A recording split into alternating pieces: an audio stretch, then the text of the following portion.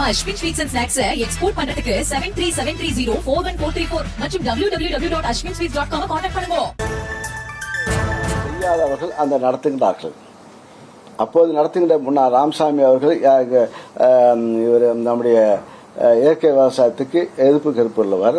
அதே எதிர்ப்பு கருத்து உள்ளவர்கள் விவசாயம் செய்யாதவர்கள். நானே இப்போ ஆர்கானிக் விவசாயம் நானே செய்கிறேன். ஆனால் 10 ஏக்கர் நான் விவசாயம் சர்டிஃபிகேட்டுடன் நாங்கள் செய்வோம். ஆனால் இயற்கை விவசாயம் என்ற போரில் மாநாடு நடத்துகின்றார்கள். அனுமதி மறுக்க இப்போது இப்போ நெல் ஈரப்பதத்தை இப்போ ஒத்துக்கொள்ளவில்லை. அதை மறுத்துவிட்டு இப்போ இங்கே விவசாயிகள் மாநாடு நடத்துகின்றார்கள். ஆக இதுதான் ஒரு இரட்டை பாஷை. அதிமுக எடப்பாடி அவர்கள் விவசாயிகின்றார்கள். நெல் அறுவடை ஏன் செய்யவில்லை? நெல் அறுவடை செய்யும்போது பயிர் முதிர்ச்சி அடைந்த பிறகுதான் அறுவடை செய்ய முடியும். இதுக்கு அண்ணாமலை இப்போ கேள்வி கேட்கிறார். ஏன் மழை வருதுனாலே முன்னையே நீங்கள் அறுத்தான்னா அது எப்படி அறுவடை செய்ய முடியும்? பச்சை பூவும் காயும் அறுவடை செய்ய முடியும் என்ற இதெல்லாம் தெரியாமல் இந்த அரசு மீது தூற்ற வேண்டும் என்ற நோக்கத்தில் அவர்கள் கருத்துக்களை வழங்குகின்றார்கள். ஆக இந்த அரசாங்கத்தை பொறுப்பேற்ற பிறகு இங்கே நெல்லுடைய வேலையும் உயர்த்தப்பட்டிருக்கிறது. குறுவை தொகுப்பு மூலமாக அவர்களுக்கு விவசாயிகளுக்கு உதவி செய்கிறது. அதே போல கடந்த ஆண்டு பயிர் காப்பீடு பொறுத்தவரையில் கடந்த ஆண்டு இதுவரையில் 4-5 ஆண்டுகளில் 5,997 கோடி காப்பீடு தொகை விடுவிக்கப்பட்டிருக்கிறது. அதே போல அந்த காப்பீடு தொகை மூலமாக 37 லட்சம் விவசாயிகள் பயனடைந்திருக்கிறார்கள்.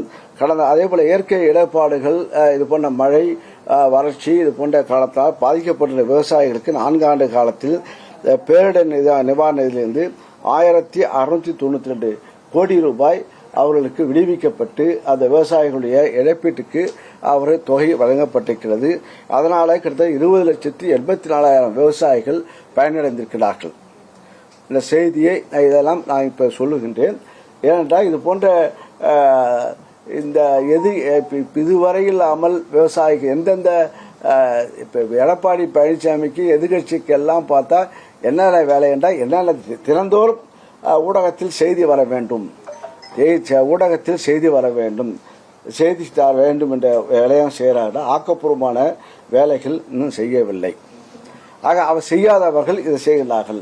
இந்த நெல் சம்பந்தமாக இந்த அளவுக்கு இந்த அரசாங்கம் நெல்லை பாதுகாப்பான இடங்களில் கொண்டு செல்ல இதுவரையில் இப்போ காவேரி டெல்டா பகுதியில் இப்போ நெல் அறுவடை எல்லாம் அறுவடை செய்த நெல் அனைத்தும் இப்போது பாதுகாப்பான இடங்களுக்கு வைக்கப்பட்டிருக்கிறது. நெல் கொள்முதல்ல போக்குவரத்துக்கு கொடுக்கப்பட்ட 309 கோடியில 160 கோடி ஊழல் பண்ணிட்டான்னு சொல்லி திரு அண்ணாமலை சொல்றாரு. இப்ப செய்தி போடுவதற்கு நீங்க இருக்கீங்க, உங்களுக்கு பிளஸ் வேல்யூ வரும்னுக்காக செய்தி போடுறீங்க. இப்ப விடுவிக்கப்படுவது எந்த முறையா இருந்தாலும் நம்ம Ashwin sweets and snacks export பண்றதுக்கு 7373041434 மற்றும் www.ashwinsweets.com கான்டாக்ட் பண்ணுங்க.